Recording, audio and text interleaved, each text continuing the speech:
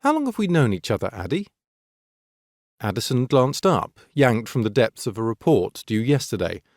I dunno. Since uni? 9 or 10 years?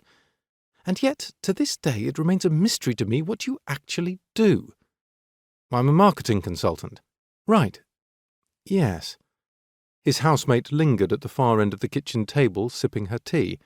Dressed for work, but hair still wet from the shower, Katie levelled a curious look in Addison's direction, apparently unconvinced by his distracted response. "I advise companies of better ways to reach their customers." She nodded, lips pursed.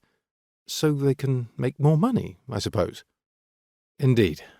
Addison sighed as he sat back and sipped his own lukewarm instant coffee.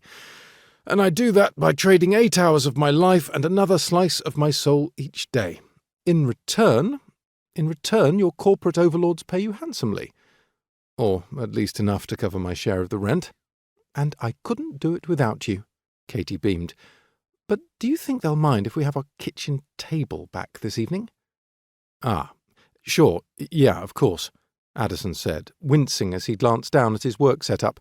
"I know it's not ideal having me working from home. It's fine, camped out here every day. It really is fine." She waved a dismissive hand his way. "But the others are coming over after work." "Oh, yeah. For dinner?" "And a wine or two. Very civilized. It's almost the weekend dinner party.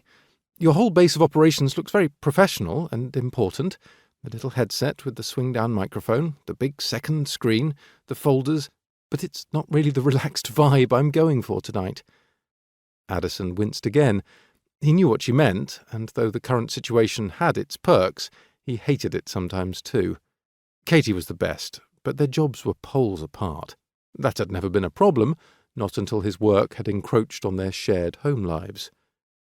Of all the office buildings the earthquake could have picked on, it had to be the one his company was in. It wasn't a massive quake. Well, everyone certainly felt it, but it wasn't the big one. Not the one they all knew was coming one day.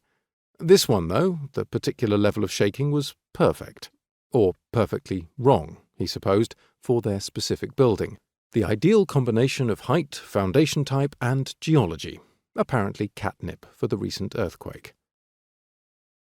Addison didn't pretend to understand the science behind it, just that the engineers had identified damage in their office building that posed a risk for any future earthquakes.